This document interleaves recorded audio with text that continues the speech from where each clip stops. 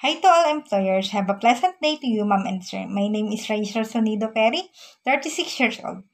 Happily married, blessed with two sons. My eldest son is 16 years old and my youngest son is 13 years old.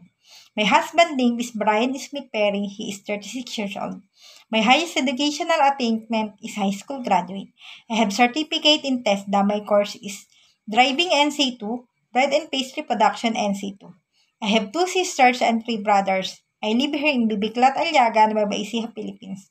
I have 4 years experience as a housemaid here in Philippines.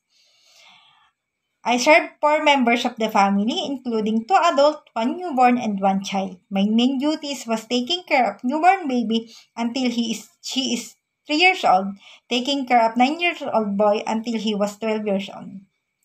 Also preparing and cooking their nutritious meal, doing the laundry, ironing clothes, wash the dishes, clean all the surface of the house, grocery shopping, and many more.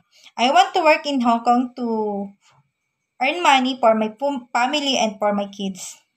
To all my future employer, please hire me because I am hardworking, honest, loyal, helpful, trustworthy, and God-fearing. To all my future employer, I will promise to you to finish my 2 years contract with you. And also, I will taking care of your kids and love them as my own.